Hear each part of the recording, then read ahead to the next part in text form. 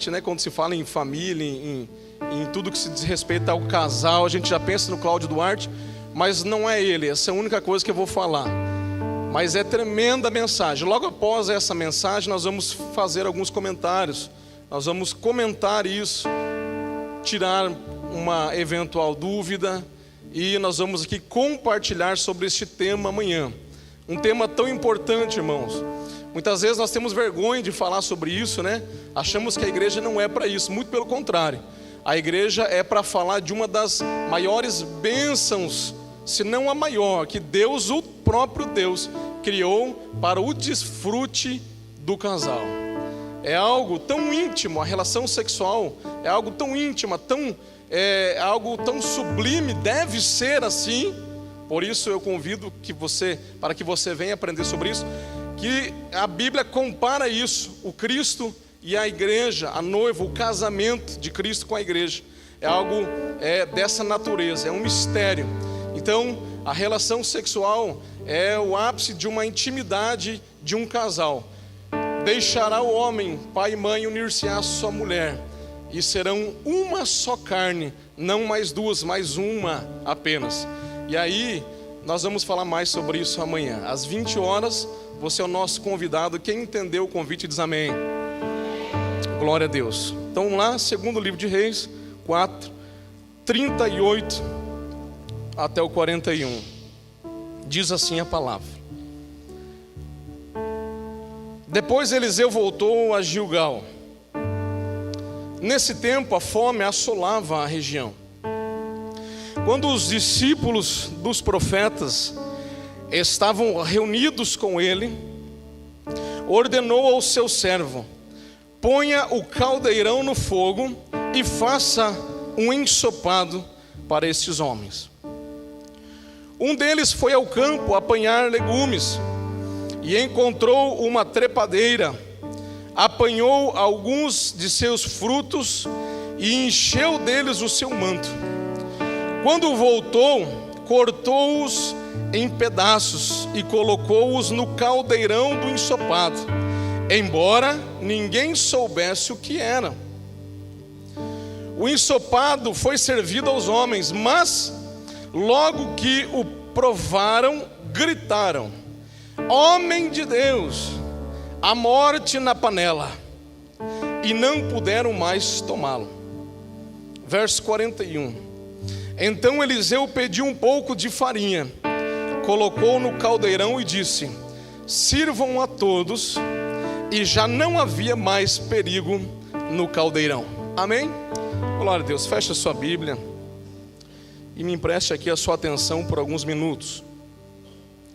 Texto da palavra de Deus que lemos é muito tremendo. Amém. Deixa Deus te usar aí, meu irmão. Amém. Então, a palavra de Deus, só um pouquinho, irmão, escuta a palavra agora, tá bom? Depois a gente conversa melhor sobre isso. Voltando Eliseu a Gilgal, havia fome naquela terra. Então há um conhecimento já revelado para nós, que havia uma crise muito grande naquele lugar. Havia uma dificuldade que assolava aquela terra e que assolava aqueles dias. Havia um problema ali, havia falta de alimento por toda parte, por toda a região. A fome dominava. E naquele lugar havia uma escola de profetas, na qual Eliseu era o líder. E quando eu vejo aqui já um panorama de fome, eu já consigo compreender um panorama de adversidade. Eu consigo compreender um panorama de dificuldade, um panorama de problema, um panorama onde as coisas não estão bem, onde as coisas não estão como gostaríamos que estivessem. Eu já vejo um panorama de coisas adversas. E talvez alguém entrou aqui neste lugar, ou alguém nos ouve nesta noite, e passa por uma situação como essa. Uma situação de crise, uma situação onde as coisas não estão bem. Porque quando há prosperidade, quando tudo está legal, tudo vai bem, tudo é gostoso, tudo desenrola. quando as coisas estão de acordo com aquilo que queremos, que esperamos, que planejamos, daquilo que acreditamos, quando as coisas estão encaixadas, as peças estão encaixadas, tudo vai bem. Mas quando não vai dessa forma, algo vai tirar a nossa paz, algo vai trazer para nós uma preocupação. E eu vejo esse momento aqui acontecendo. E o problema aqui não era pequeno, era fome. E você sabe muito bem que eu não sei se tem algum problema maior para o ser humano do que enfrentar a fome. Nós sabemos muito bem que quando nós nos propomos a fazer uma dieta, uma reeducação alimentar, por exemplo, nós sabemos que pela frente vem períodos de fome. Porque não tem como entrar num programa de dieta, de reeducação alimentar e continuar comendo tudo que a gente gosta. Tudo aquilo que é bom ao nosso paladar, né? Não tem como continuar ali comendo aquela saborosa pizza, aquele saboroso lanche, aquele churrasco suculento, aquele refrigerante geladinho. Nós vamos ter que sacrificar, nós vamos ter que, né, tirar algumas coisas. E nós vamos ter que diminuir quantidades. E nós vamos enfrentar a fome. E aí nós vamos indo bem até que esta fome ela vai batendo contra nós. E fome é algo que vai mexendo na nossa estrutura. Há um ditado nesse meio aí da dieta que não se pode deixar a fome crescer demais, porque senão a gente quer comer até as paredes, joga tudo pro alto, né? Basta você ver, por exemplo, o cristão é uma coisa engraçada, né? Quando vai num lugar que tem buffets, né, que é à vontade, quando vai chegar, é um chá, ou é um jantar, ou é uma coisa, tem um cerimonial primeiro. E, meu irmão, se tem palavra antes do jantar, se tem, né, se tem alguma cerimônia, se tem alguma coisa antes da janta, e o jantar está lá preparado, a comida está do lado, a atenção do cristão é difícil ficar ali, porque tem um mistério que fica chamando ali, ó. E quando dá largada, Augusto, aí complicou, porque aí é cada um por si, Deus por todos, né? Quem chega primeiro chegou, e aí a fila vai crescendo. A gente viu há poucos meses aí no catamarã, né? A fila quase que caiu para fora do barco lá, quase que. Então aqui a fome é algo difícil, irmão. A gente já com o alimento sobre a mesa, a gente, quando nos propomos a diminuir ele de propósito, já é difícil. Agora imagine quando não é por nossa conta, mas por conta da dificuldade. E aí se instaura aqui um problema de crise, um problema de dificuldade. E aí eu vejo o que esses homens fazem, porque o problema está lá. Mas eles tinham um referencial, o profeta. O profeta era a representação de Deus. O profeta era o homem de Deus. O profeta era aquele que era conhecido como a presença. Ele era o porta-voz de Deus. Ele era aquele que trazia a voz de Deus para os homens. Então eles vão no profeta. Eles vão lá porque o problema está instaurado. E aqui eu já quero abrir um parênteses, irmão. Quando o problema bate a minha porta e bate a sua porta, quando a crise de alguma forma, em alguma face, de alguma maneira, ela bate a nossa porta, eu quero que você entenda algo. Não é para qualquer um que você pode falar ou que você deve falar, mas você deve falar, fazer o que a Bíblia está dizendo. Você deve ir para o seu quarto e começar a falar para o seu Pai, para o seu Deus, porque a palavra diz que o nosso Deus que ouve no oculto, Ele vai ouvir a nossa oração. Você não deve falar para qualquer um, porque você pode se tornar motivo de escárnio, de chacota. Você pode dar margem para o adversário ainda tripudiar mais sobre a tua vida. Mas uma coisa eu tenho para dizer: se você fizer o que a palavra de Deus nos ensina, como esses homens correram na presença do profeta, para dizer para ele: estamos com fome, com crise, com dificuldade. Você correr na presença do teu Deus, Porque agora não precisa mais você correr na presença ou na pessoa do profeta. Porque a palavra diz que quando Jesus, ele cumpriu o propósito para o qual ele veio, a obra redentora, diz a palavra que o véu do templo se rasgou de alto a baixo, nos dando livre acesso a Deus, ao trono da graça. Ele inaugura um novo e um vivo caminho na presença de Deus. E é por isso que eu e você não precisamos de mediadores ou mediatriz, porque nós temos o caminho aberto para chegar na presença desse Deus e falar com Ele. Se eu e você fizermos uso ou fazermos uso desta autoridade que está em nós, desta graça, deste presente que foi dado, alguma coisa vai começar a acontecer nas nossas vidas. Aleluia. Eles chegaram no moço, eles chegaram no profeta, eles foram até o profeta, e o profeta, representante ali de Deus, tem uma palavra para eles: ponha o caldeirão no fogo. Em algumas traduções está diferente, não está caldeirão, está grande panela. Quem leu aí diferente? Está panela grande? Como é que está aí, Túlio? Grande panela. Grande panela é caldeirão, são palavras sinônimas. Agora entenda que coisa interessante. Quando eles foram para o profeta em um momento de crise, em época de crise, olha que loucura, a fome implantada, instaurada, a dificuldade. Quem sabe você passa uma dificuldade. Quem sabe você passa algo que você ainda não conseguiu resolver. Você está enfrentando algo. Você está enfrentando um problema na sua vida.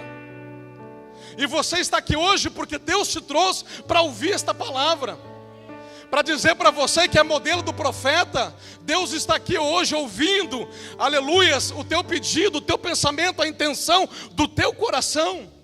Porque o profeta tinha uma palavra de Deus para eles. Em época de crise, o profeta estava pregando prosperidade para a vida deles.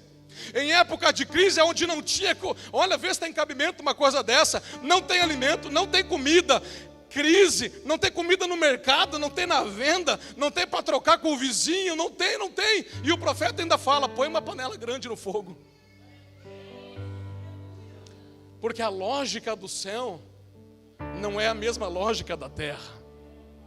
Porque você pode estar passando um problema aqui nesse plano terreno, mas a solução já está lá com o nosso Deus, com o nosso Pai.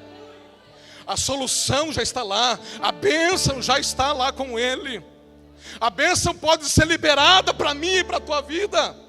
Porque em época de crise o profeta não alinhou, não adequou a sua fé àquela situação de crise. Mesmo em época de crise ele representava a presença de Deus. Ele não se curvou, ele não se deu por derrotado, mas profetizou, porque este era o ofício dele. Profetizou coisa grande, profetizou prosperidade. A visão do profeta era de prosperidade em época de crise. E a visão que Deus tem para você hoje é: filho, pare de olhar pequeno e comece a olhar grande. Porque quem olha com a visão de Deus precisa olhar grande. Oh, Narabasuri andarai. Oh, a minha visão é limitada, a sua é limitada, mas a de Deus não é. O que precisamos é aprender mais desse Deus, é acreditar mais o que é impossível, o que seria difícil para este Deus. O Senhor Jesus disse: não há nada impossível para Deus. Visão de prosperidade, Eliseu não adequou a sua fé àquela situação. Ele já estava contemplando pela fé o agir de Deus. É isso que eu e você precisamos. Tem dificuldade, tem crise, tem escassez, tem. Mas comece a contemplar pela fé a mudança desse cativeiro. Comece a contemplar pela fé a abundância de Deus chegando, o agir de Deus chegando. Pode ser amanhã. Quem recebe isso aí diz amém. Pode ser amanhã, mas se não for amanhã, pode ser terça, pode ser quarta, pode ser mês que vem. O ano ainda não acabou, pode ser este ano. A hora que Ele quiser, Ele se levanta e Ele faz em nosso favor. Oh, porque Ele pode, porque Ele é Deus. Aplauda o nome do Senhor. Ele pode, Ele pode, Ele pode, e Ele faz. Alabás. Ei, andarabacanta, alabaçou. Eu andaramanda, alabaçou e andará. É preciso acreditar que Deus provê alimento no deserto. É preciso acreditar que Deus transforma escassez, precariedade em prosperidade e abundância nas nossas vidas. Pastor Silas Malafaia, ele conta um testemunho interessante. Hoje ele é um homem abastado financeiramente, por conta da editora Gospel, a sua empresa. Fornece para muitos lugares. Pode-se dizer que é um homem bem abastado, com uma boa condição financeira. Acredito que seja milionário, porque passou os bens ali passou de milhão, então já é considerado um milionário. Aí você vai falar assim: nossa, mas não é pecado? Não. A Bíblia fala que o amor ao dinheiro é a raiz de todos os males. E se você olhar a vida de abençoador que esse homem tem, você não vai pensar que ele está errado. Porque quando ele faz, na condição que tem, glória a Deus. Mas eu escutei ele dizendo, no final de ano da empresa dele, não é cesta de Natal que ele distribui não, mas encosta um caminhão lá fechado, com máquina de lavar roupa, fogão, forno, lavador, ar-condicionado, para sortear para os empregados. Por quê? Porque a condição dele é tão maravilhosa que ele entende que ele tem mais do que o que ele precisa somente para ele. É um homem que tem, mas para chegar onde chegou, ele conta, faliu 7 vezes, ou 6, se eu não me engano. Faliu, começou um negócio, faliu, começou outro, faliu, começou outro, faliu, começou outro, faliu. Se eu não me engano foram 6 e no 7º deu certo, no número da excelência e da perfeição de Deus. Mas em nenhuma das vezes ele se deu por derrotado, mesmo falido, envergonhado talvez diante dos homens. Ele continuava, no outro dia levantava a cabeça e profetizava a prosperidade, olhava com os olhos de Deus e dizia: um dia vai dar certo e eu vou prosperar. Porque ele não queria viver da arrecadação da igreja. Ele pede muito dinheiro sim, mas é para manter o programa na televisão. Mas ele não vive do que entra na igreja, porque ele tem a renda própria dele. Esse era o desejo do coração dele. Em época de crise, nós precisamos ter uma visão de prosperidade, porque para o nosso Deus nada é impossível. Qual é o problema que você enfrenta? É de ordem financeira, material? É de ordem espiritual, emocional? É de ordem psicológica? É de ordem, qual é a ordem do seu problema? O que está tirando a tua paz? O que está tirando? Porque entenda algo: quem quer tirar a tua paz é o adversário. Tudo que ele quer é tirar a tua paz. A Bíblia fala que aquele que é de Deus, o inimigo não toca. Aquele que é de Deus, aquele que é nascido no Senhor, nascido de Deus, nova criatura, está na posição com Deus, o inimigo não lhe toca. E Pedro vai dizer que o adversário está ao derredor, bramando como um leão, buscando a quem possa tragar. Ele busca uma oportunidade, ele está ao derredor, porque eu creio que ao redor está acampado o anjo do Senhor. Ele sabe que não pode, eu e você somos tesouro de Deus, fomos comprados, diz a palavra. Não por ouro, nem prata, nem nada perecível, mas pelo preço do sangue. O sangue carmesim, o sangue que verteu na cruz do Calvário. É preço inigualável, incomparável, impagável. Ele nos adquiriu com esse sangue. Ele tem ciúmes de nós, Tiago diz. Tiago capítulo 4, adúlteros, não sabeis vós que a amizade com o mundo é inimizade contra Deus? Não sabeis vós que o Espírito que em vós habita tem ciúmes de vós? Decanta, labassuri andarai, nerabassou. Ele tem ciúme de mim, tem ciúme de você. Ele anela, ele zela pela nossa intimidade e o nosso relacionamento. Aleluias.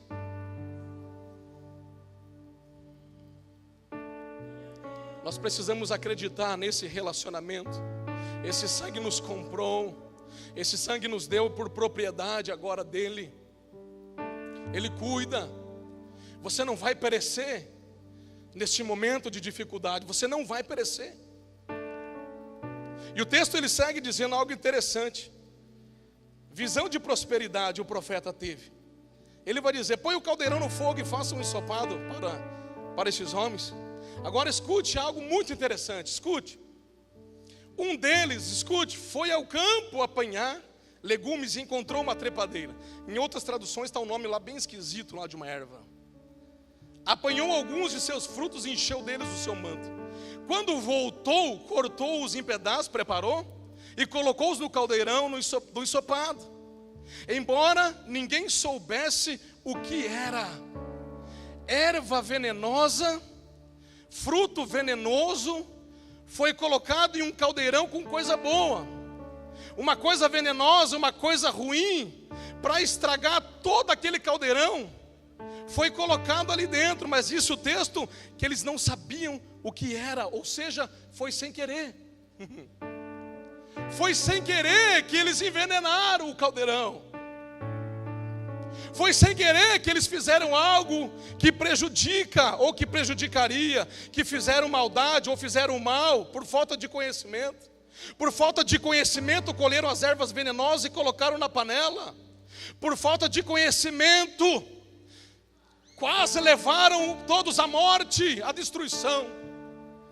Por falta de conhecimento, diz o Senhor, o meu povo tem sido levado à destruição. Muitos perecem, disse o profeta Oséias, muitos perecem e têm perecido. O meu povo foi destruído porque lhe faltou o conhecimento. Foi sem querer. Foi sem querer que eu agredi verbalmente, talvez, a minha esposa, o meu cônjuge. Eu não queria agredi-la, eu não queria magoá-la, eu não queria magoá-lo, eu não queria agredi-lo, foi sem querer. Eu falei, quando eu vi, falei, mas magoou, mas ofendeu. Quando eu vi, eu fiz aquela atitude. Eu não queria falar daquele jeito para o meu pai, ou para minha mãe, ou para o meu filho, para minha filha. Eu não queria, foi sem querer. Mas você falou e o mal aconteceu, o mal entrou. Foi sem querer que eu desobedeci o meu patrão. Foi sem querer que eu desrespeitei a hierarquia da minha empresa. Foi sem, eu não queria, mas você desrespeitou. E é por isso que vai colher consequências. É por isso que foi mandado embora. É por isso que foi repreendido. É por isso que foi penalizado. Porque tem uma coisa interessante, irmãos, no Código de Trânsito. Quem aqui já recebeu uma multa na vida? Levanta sua mão, deixa eu ver. Não minta, hein? Tem gente que nunca recebeu. Não deve ter carro. Tem uma coisa interessante, não só no Código de Trânsito, no Código Penal, no Código Civil, enfim. Não sou advogado, mas estou falando assim por conhecimento empírico, popular, geral, genérico. E você comete lá uma infração de trânsito, você avança o sinal vermelho, por exemplo, e aí você é multado, o agente está lá e caneteia. Aí chega em casa, a correspondência para você. Aí você recebe e você vai lá no órgão de trânsito, porque você quer entrar com recurso. Mas no teu recurso você vai dizer o seguinte: eu quero que tire a multa porque eu não sabia que não podia avançar o sinal vermelho. Eu não sabia que não podia estacionar naquela vaga que está marcada lá, vaga de idoso, mas eu sou idoso, eu tenho mais de 60, mas não tem a credencial para pôr no console. E você acha que por ter 60 pode? Não, tem que ter 60 ou mais e a credencial em cima. Mas você acha, aí você vai alegar a ignorância. Você vai alegar que não sabia. E eu vou dizer para você o quê? Vai funcionar ou não vai? Não vai funcionar, porque no próprio Código de Trânsito vai dizer que não se pode alegar ignorância, porque estão lá todas as regras e as normas, e para você adquirir a bendita CNH, Carteira Nacional de Habilitação, você tem que passar pela escola, pela autoescola e você tem que aprender, faz prova e tudo mais. Então não adianta. O que está acontecendo aqui? O profeta deu a ordem, deu o caminho. Vai buscar umas plantas, o que você achar e traga. Ele não falou busque tal, A, B ou C. Mas eles foram e buscaram uma que não podia. Você está entendendo? Deus muitas vezes Ele nos dá a direção. Ele nos dá a sua palavra. Mas nós, porque não nos aprofundamos no conhecimento desse Deus e do seu conselho, nós estamos errando e estamos sendo destruídos. Sem querer eu ofendo, eu machuco, eu peco, eu transgrido a lei, eu entristeço o Espírito Santo, eu não queria. Foi sem querer, mas ofendeu. Falando em política, o pastor dizia, sem querer nós elegemos maus governantes. Sem querer, não era minha intenção, mas então avalie o seu candidato. Então conheça o seu partido, entenda para que lado você deve ir, porque recentemente saiu na mídia uma publicação de um deputado federal de esquerda, socialista, comunista. Vou ser bem claro aqui. Ele dizendo assim: a Bíblia é uma palhaçada, os que acreditam nela são palhaços, e as igrejas são circos. E aí, quando nós não conhecemos a ideologia, o que eles acreditam, o que eles querem, que é acabar, porque eles não conhecem a Deus. Na visão deles, eles conhecem religião, e a religião é como uma droga que mantém o povo cativo.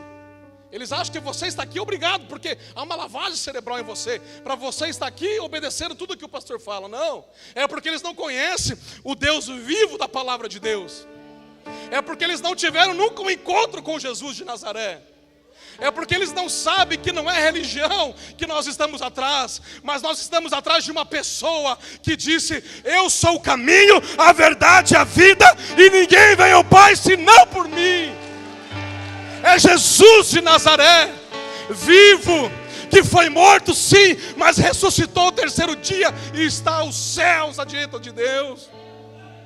Mas eles não conhecem esse Deus, então eles acham que a religião é o ópio, é uma droga que mantém você cativo para ser manipulado. Então eles batem no que não conhecem, e você não pode eleger pessoas deste lado, mas você precisa eleger aqueles que acreditam nesta palavra aqui, que entendem que este Deus precisa estar soberanamente sobre a nação.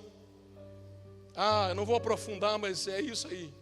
Complementando, sem querer nós elegemos maus políticos, sem querer nós afundamos ainda mais a nação. Sem querer muita coisa ruim acontece, irmão. Sem querer. Eles não queriam. Mas se eu faço sem querer, pastor Carlos, então eu estou isento. Não tá, porque a palavra está aqui, ó. E Jesus disse nos seus dias: eu não estou aqui para julgá-los, mas as palavras que eu tenho dito vos julgará. Haverá um dia em que seremos julgados. Haverá um dia que as nossas obras serão mostradas, serão avaliadas. Haverá um tribunal. Obras serão queimadas ali para ver se resistem ao fogo. Haverá um dia em que seremos recompensados pelas obras. Haverá um dia que nosso joelho se dobrará, mas nós já estamos acostumados. O problema vai ser com aqueles que dizem que não se dobram a esse Deus, e a palavra está dizendo: todo joelho se dobrará, e toda língua confessará que Jesus é o Senhor. Queiram ou não queiram, vai acontecer. Mas nós precisamos abrir os olhos. E o texto vai dizer que eles fizeram aquilo sem querer. Aleluias. Eles colocaram ali e ninguém sabia o que era. Aí disse assim: o ensopado foi servido aos homens, mas logo que o provaram gritaram: homem de Deus, a morte na panela, e não puderam mais tomá-lo.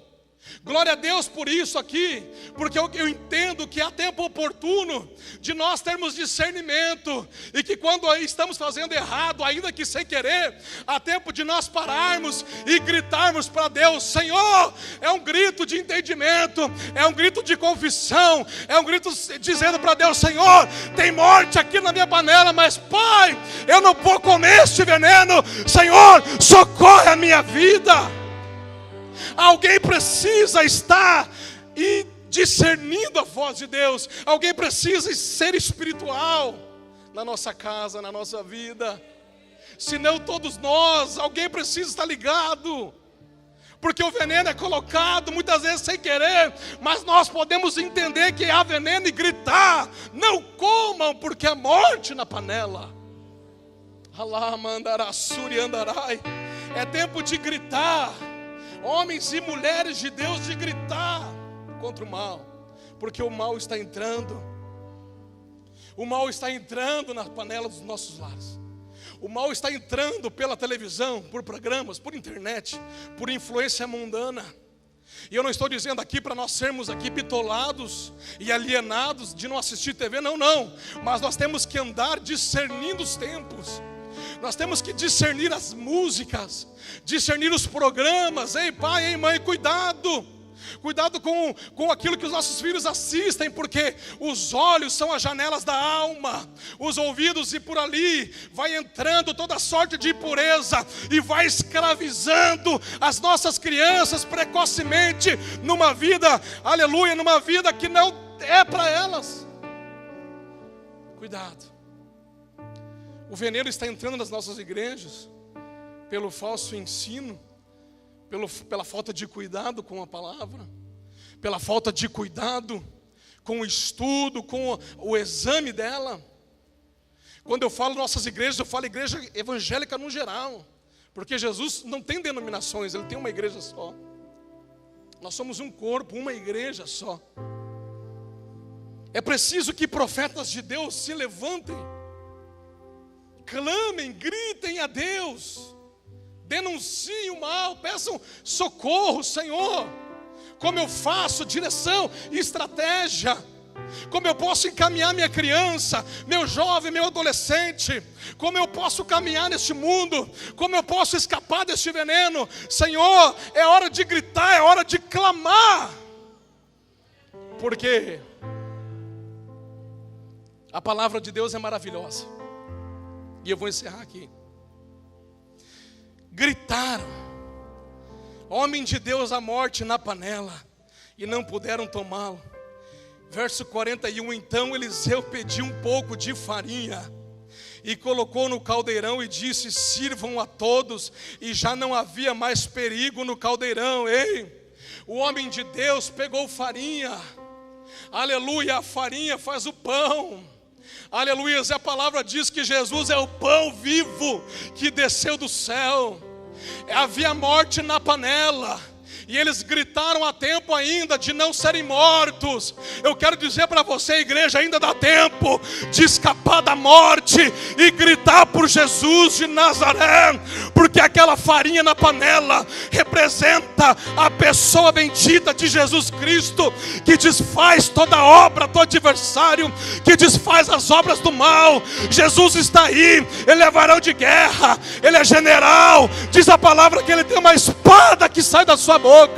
Aleluia, tem fogo nos seus olhos. Há tempo ainda de escaparmos da morte. Alabassuri andarai, ainda há tempo. Ramancho comandara súbria. A cura pela farinha, a cura pelo pão, a cura por Jesus. A morte é afastada quando colocamos na panela a genuína palavra de Deus. A morte é afastada. Só tem um que venceu a morte. Só tem um que venceu a morte. Só tem um que venceu. E a Bíblia diz que Ele é a primícia dos que dormem. Ou seja, Ele é o primeiro. Ele é o primeiro que ressuscitou dos mortos.